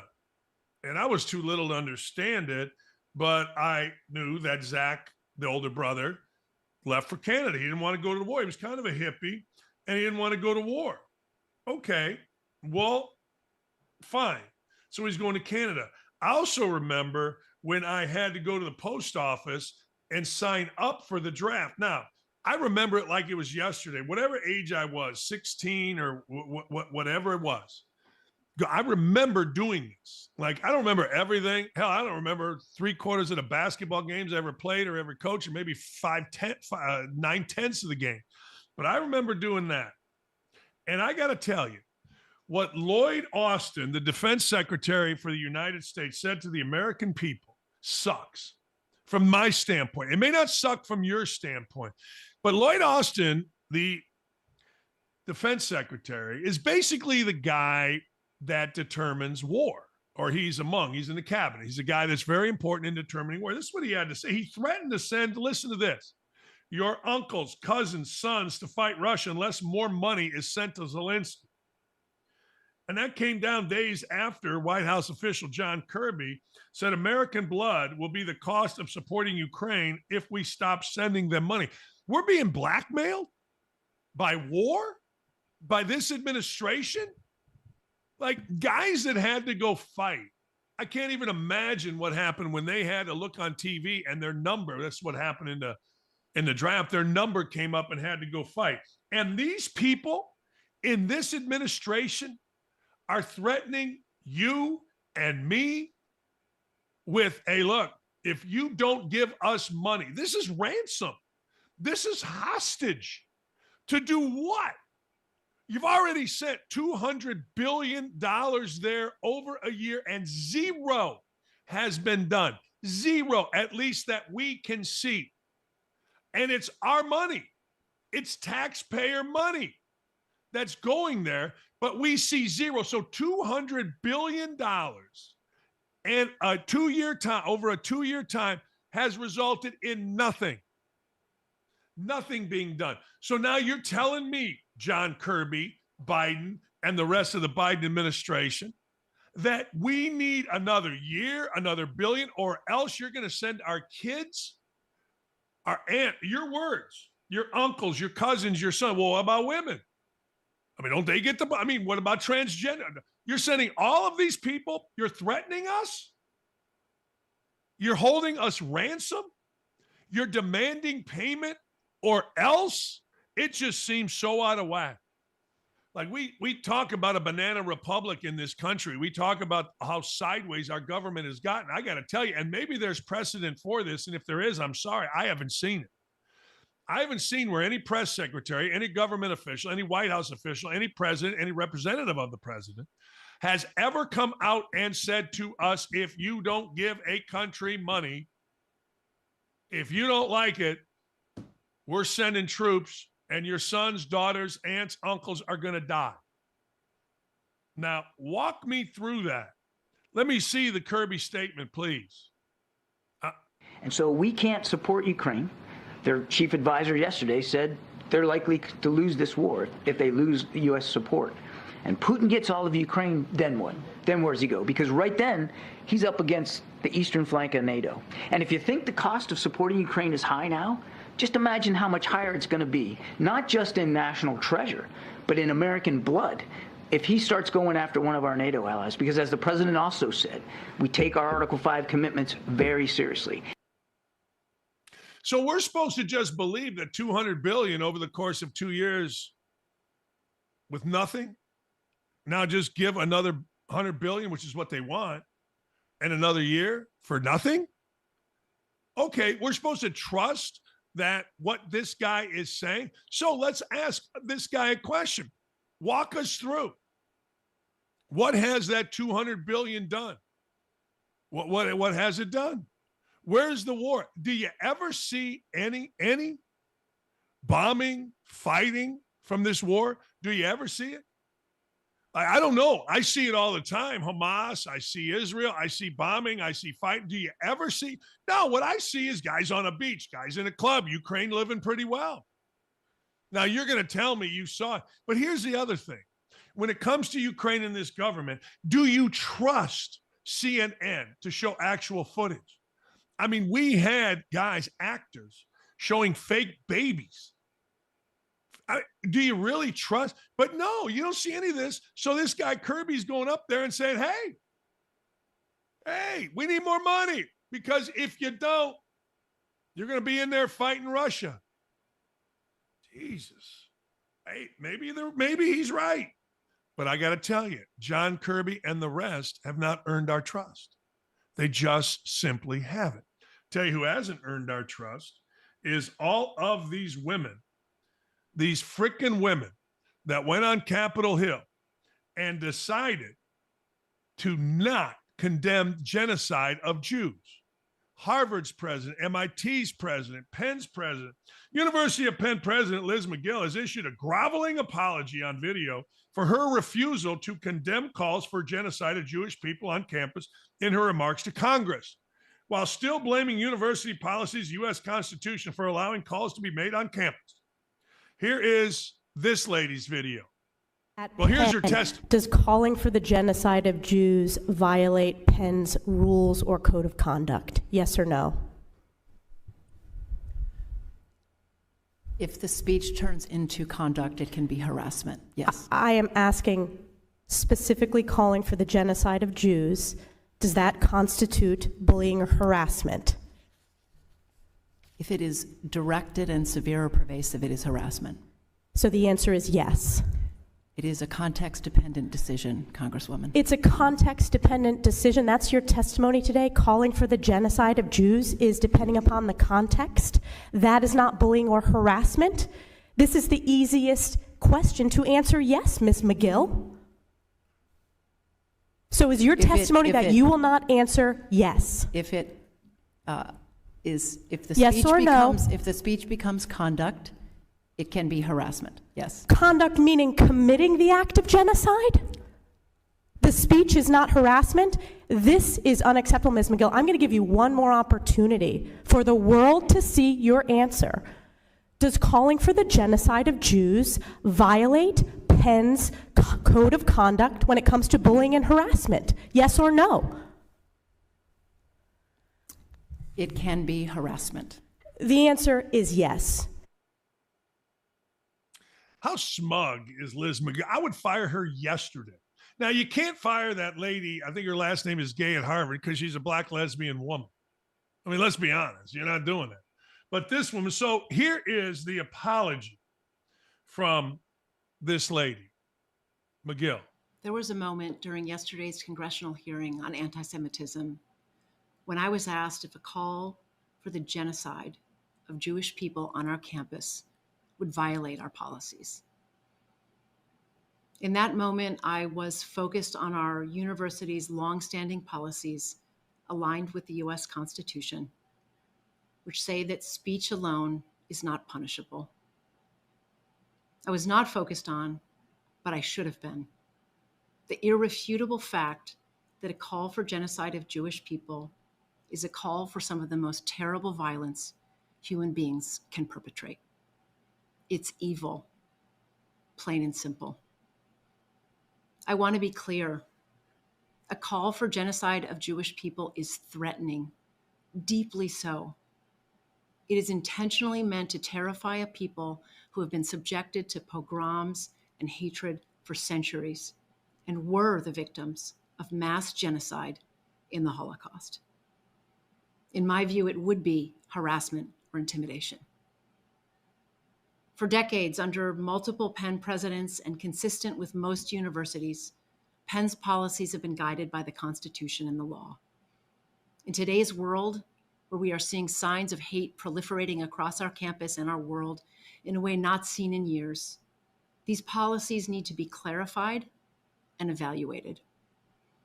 Penn must initiate a serious and careful look at our policies, and Provost Jackson and I will immediately convene a process to do so. As president, I'm committed to a safe, secure, and supportive environment so all members of our community can thrive. We can and we will get this right. Thank you. I just want you to imagine for 1 second if President of the University got up there and said this about African Americans. Every fat white girl with 16 different hair color and 27 nose ring would be telling you how awful white people are. But it's accepted. The mainstream media, no one's calling in the mainstream media for this woman who is reading a prepared statement. You're absolutely right, Bob Ross. Reading a prepared statement. When she had the opportunity, the smug ass, ridiculous pos look on her face when she was in front of Congress was enough to make you sick. Somebody is calling. Let's see, or let's read from Stonehenge Holding Group, which is a $100 million donor to Penn. See, nobody's going to go after the African-American lady at Harvard. Her ass should be gone long time. Tone Ridge, its permissive approach to hate speech, calling for violence against Jews, laissez-faire attitude towards harassment and discrimination against Jewish students would violate any policies or rules that prohibit harassment or discrimination based on religion, including those of Stone Ridge. Stone Ridge, I guess we got that spelled it wrong at the bottom. Stone Ridge has reason to believe that the university's actions or lack thereof constitutes limited partner cause, which gives Stone Ridge the ability in its sole discretion to retire the university's units. That means $100 million ain't going to Penn. And how does a Jewish person ever vote for this administration? How does a Jewish person how does anybody send their kids to Harvard? One thing I like about what Dave Portnoy did, he said, I am not hiring anybody from Harvard, MIT, or Penn. You're not going to lose out on anything. Boy, that smug, laughing look on this jackass lady McGill in front of Congress is sickening to me. As one who has Jewish family members, I've told you my sister-in-law, my nieces, and my nephew are Jewish. It's just friends, my bosses, Aaron, Gary, Jewish. It's just sickening to me, but it's even more sickening as a human being. You're seeing, ladies and gentlemen, what's happening on our college campuses. You're seeing it, and the deep, dark little secrets of hate are coming out. And it ain't just towards African-American people. Look, it's not. Imagine if this was about African-American people. Cities would be burning.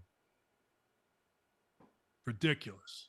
Ridiculous these people are still in office, but that's the way it goes. Apparently, that's just the way it goes. And it's disgusting. All right, we'll be right back. Our friend Joe Kinsey, he's going to show you how women, that smug face on that McGill lady just disgusts me. We'll be right back. White high school student died after he was brutally beaten to death by a group of 15 teens, most of whom were black. And what was the reason, the excuse for this mob of thugs to pummel this boy to death?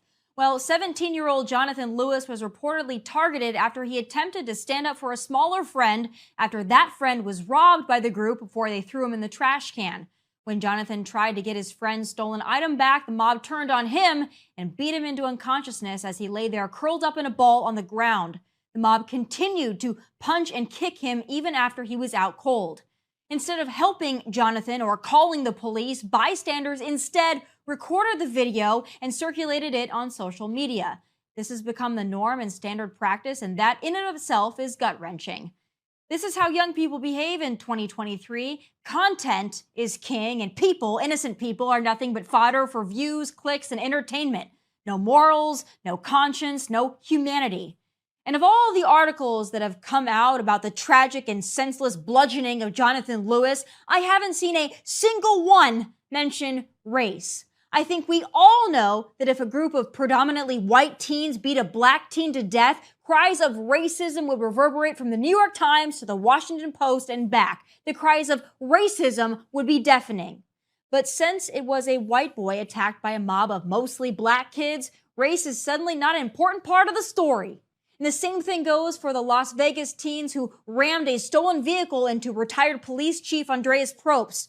Race left out of the coverage there again. Why? Convenient how that works, isn't it? I guess White Lives Matter doesn't raise billions in donations quite like the fraud scheme that was in his BLM Inc. But these attacks against white people are not unusual. They're not an anomaly. They just don't get coverage.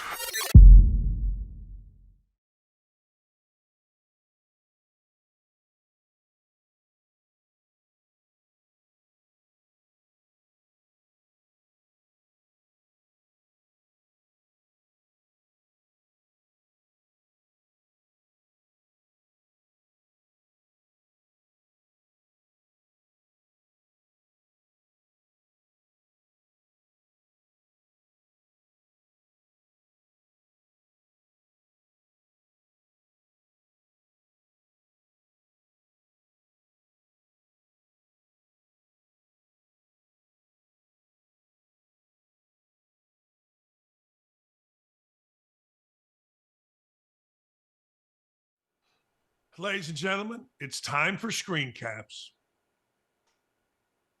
Don't we have a big introduction? Thought we had a big introduction, Joe. I thought we had a big, there it is. Yeah. There we go. Yeah, Screencaps with Joe Kinsey, ladies and gentlemen. That means we got hot women. We got personal favorites of Joe. And Joe, I'm going to get into this, though, real quick. You obviously are a massive Ohio State fan. Are we good with Michigan having to play Alabama? Dan, I'm over the hurt and the pain that I had to suffer in Ann Arbor as Michigan fans celebrated on my grave yet again. That is 3 graves in a row. They've stood on me, pounded me with their beer cans and their middle fingers, Dan. It was tough, but I've gotten over it. Thank God for the holidays, Dan. The cheer amongst humans is back because of Christmas. Michigan's long gone. All right, we're not worried about them. All right, let's see some of Joe's favorites here. Let's go, it, Dan. Huh? Now, who's this young lady? Well, Dan, this is Miss Alexis Parker from Hooters. She is one of the Hooters girls in the calendar. She's not Miss December. I thought she was. I think she's like Miss June, but she loves the holiday season, Dan.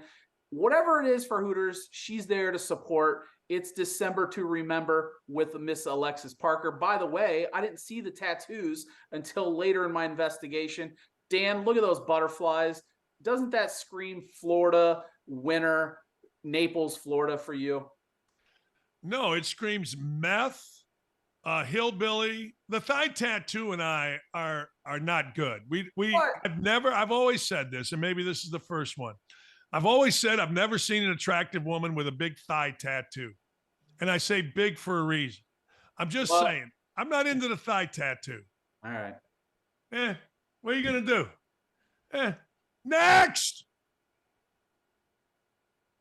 Well, who do we have here, Joe? Well, I don't remember her last name. I can't track all of them. Andrea is French Canadian, Dan. She's French Canadian. I think she might be from Montreal. I don't know if you've ever been there for a bachelor party, but I've heard Montreal, one of the world's greatest spots for a bachelor party, Dan.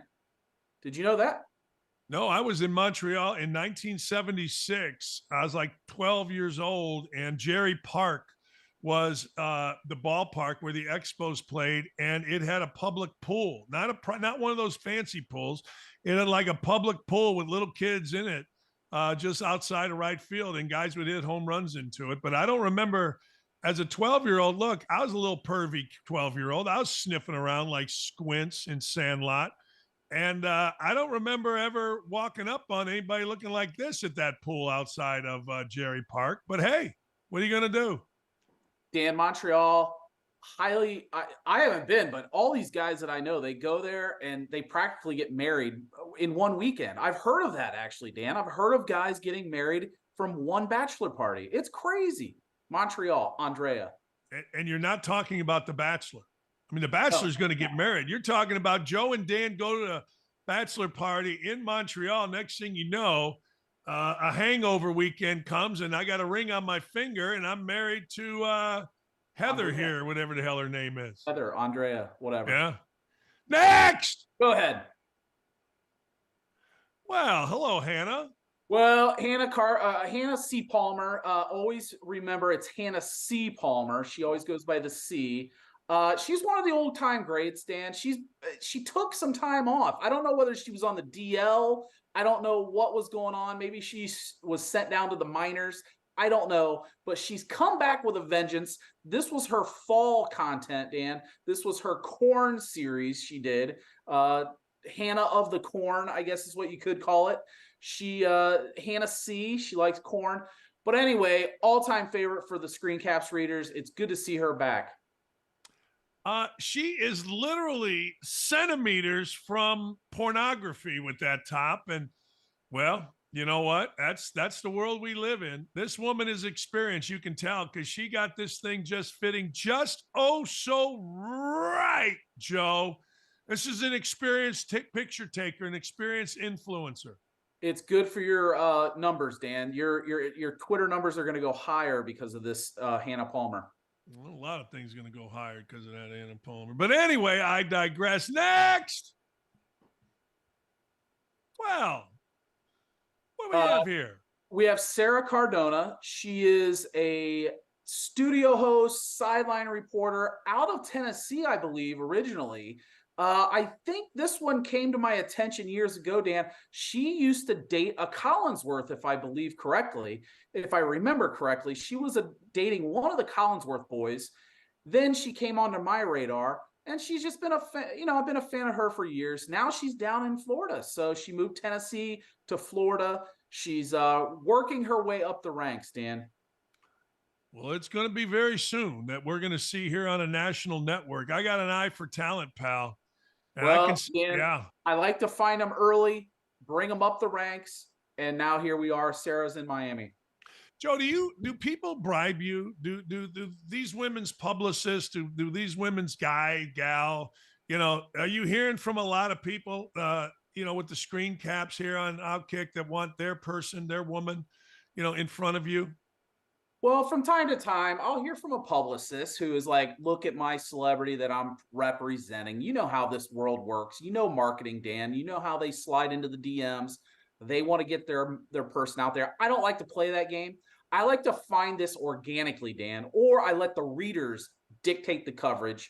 I don't want Sarah sitting out there saying, cover me. I want to cover the models that I find, the sideline reporters, and the readers find. It's very organic, Dan. I got a feeling this next lady is one of your favorites. I don't know why I feel like this. Next.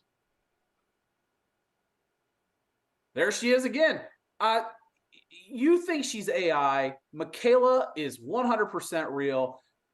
This photo, actually, I didn't even profile her much this week, but this photo was a little ridiculous. I thought the floral pattern was very not Michaela-like. I didn't like it, Dan. I hated it actually, but I gave it to the readers because when I do, they always respond. They're always like, I love Michaela. I'm like, fine, love her, but these pants look like some grandma put these on back in like 78, Dan. These are ridiculous pants. I didn't even notice them, Joe. Didn't even know she was wearing pants. I don't know, Joe. Yeah, my bad. There's something other than yellow in this picture. Okay.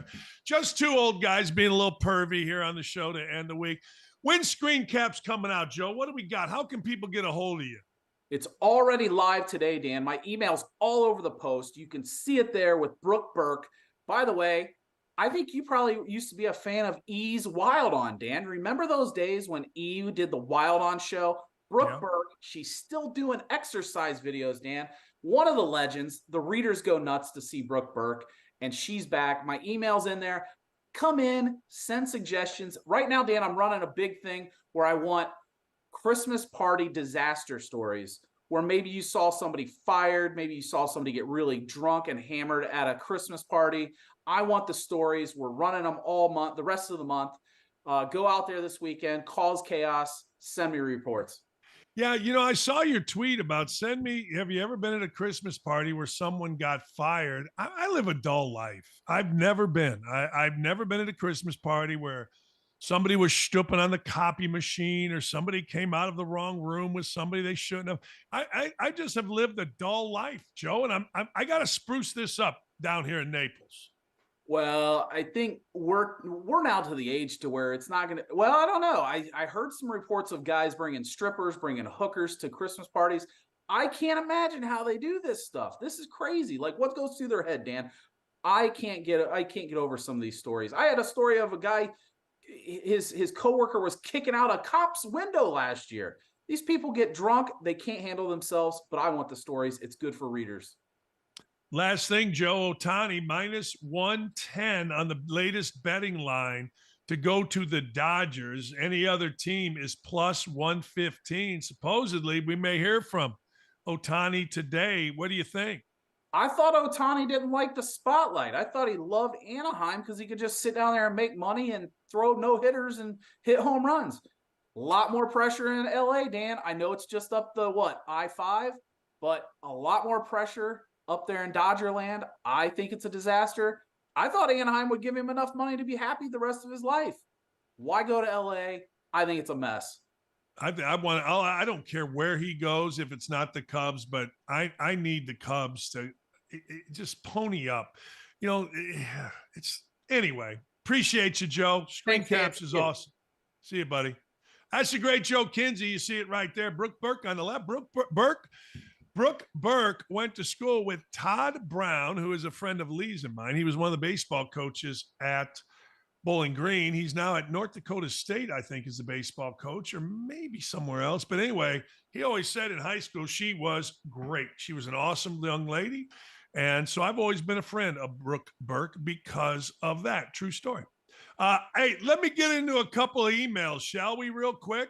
Well, we got about 5-10 minutes before I give you the bets. Here's a couple of emails. The Cash Man is jumping around here. The Cash Man says it seems like the only significance for this season's in-season tournament is that the players make more money. Why should fans care any more for this tournament than they do the regular season, talking about the NBA in-season tournament? There needs to be something more than players making more money for the tournament to mean something to fans. What do you think about tying success in this tournament to playoff seeding? Tournament winner gets guaranteed home court advantage in the first round of playoffs or the first two rounds. A seed, team wins the tournament, then they get home court advantage over the first seed in the first round of playoffs. That'd be a huge. I want a reason to be interested in the NBA, but this current in-season tournament does not do it for me. Cashy, you make a great point.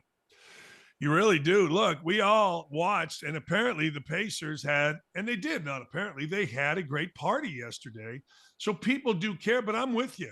Tie it in. The All-Star game, you get home field advantage in the World Series. I think the same thing here. I do. I agree with that. And it doesn't have to be as cut and dried as no matter who wins it, but you can say, look, as long as you're not the 8th seed over the 1, then you're going to get home field or home court advantage. Yeah. Yeah. I like it. I do. I think that's really good.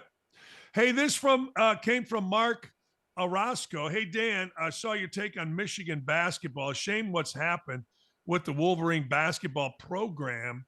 John Beilein had them playing at an elite level, making several deep runs postseason, most notably national championship game versus, I think it was Villanova, not Louisville. Well, both. They played Louisville and they played Villanova. They had special players, Trey Burke, Andrew Dakich, Hardaway. I'm not going to say McGarry. Ever since Juwan took over, it's all flash and no substance. If you were Ward Manuel, would you can Juwan if the Wolverines have another bad season? Well, he's not even coaching.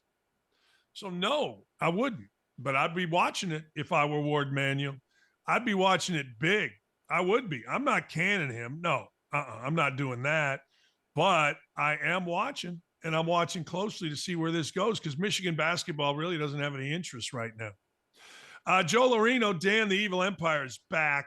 Juan Soto is just the beginning. Hal Steinbrenner, Brian Cashman are not playing around anymore. It took years of outrage from Yankee fans to wake them up. They've reached the message. They've received. I can't even read the message loud and clear. The Cubs don't stand a chance versus us. Cubs are what we Yankee fans consider little sister. Anyway, love the show. Go Yanks. Shut up, Joe.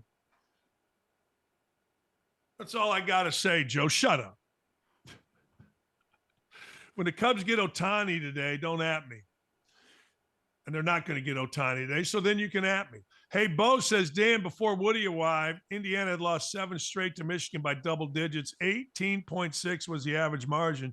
Woody's Hoosiers got drilled in his first Michigan appearance, 80-62.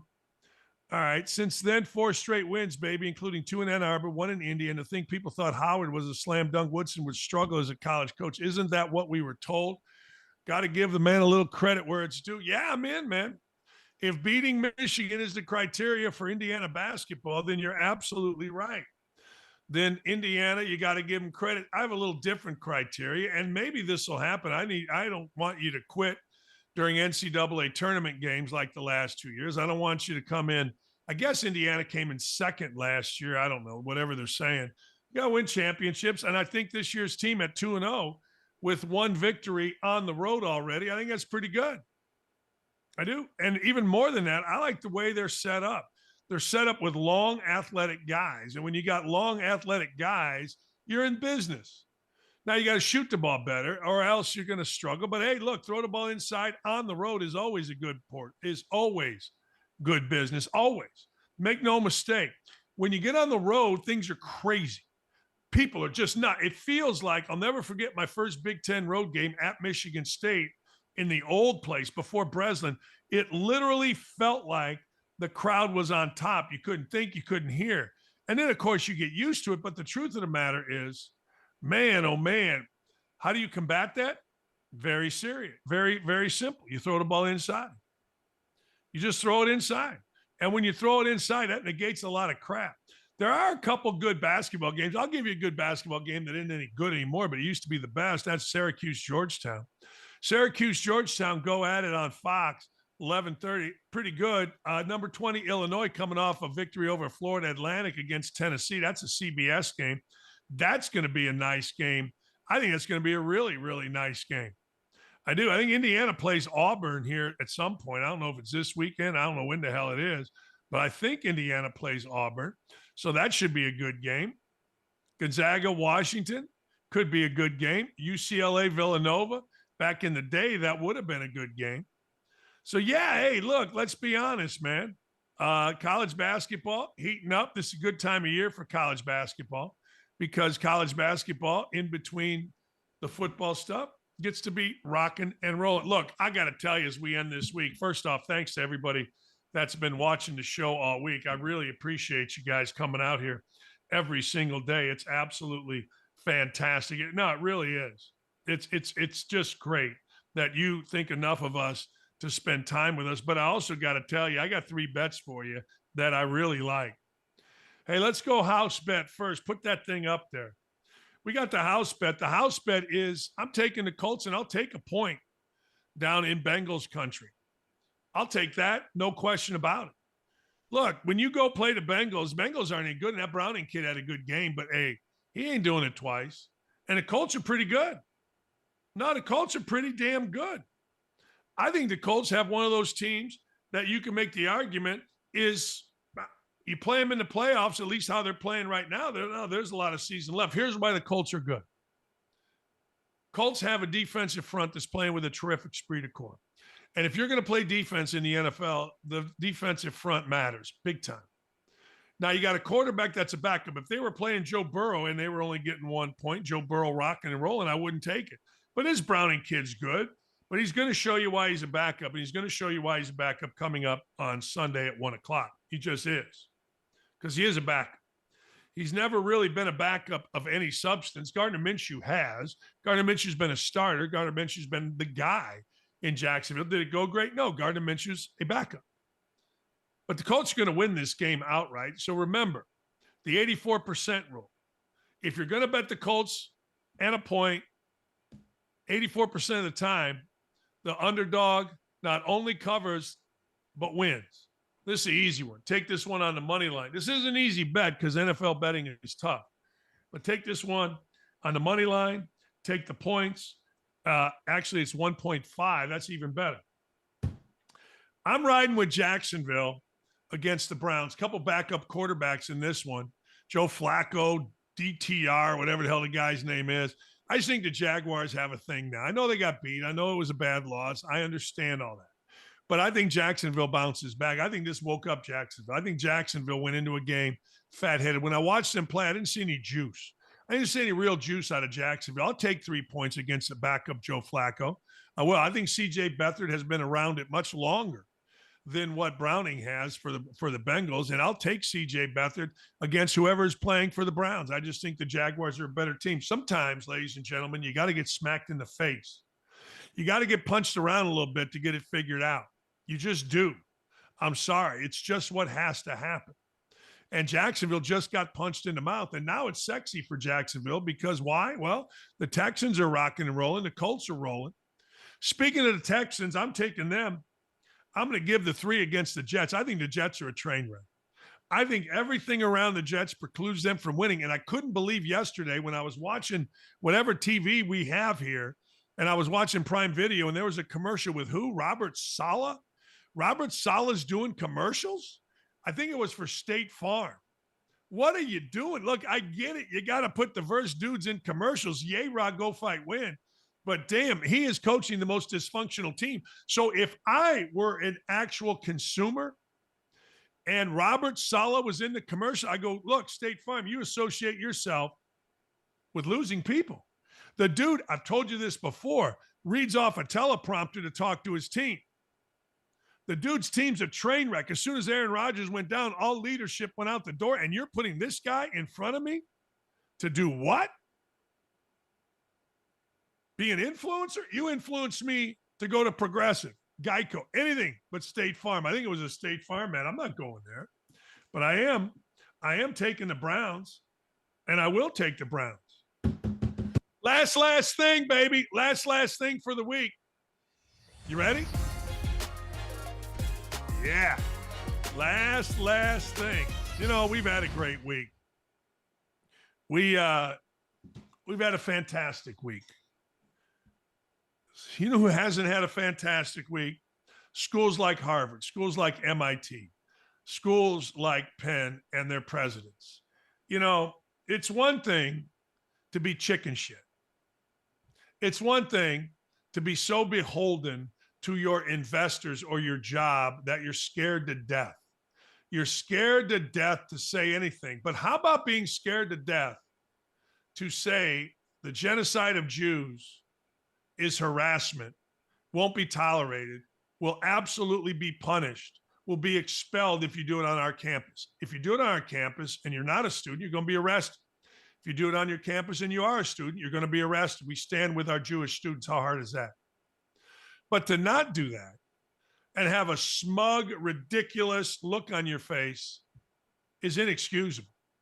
And then to come back as the idiot at Harvard, the idiot at Penn, and try to make a video to make it all seem right is actually offensive to anybody with any type sensibility, any type sack.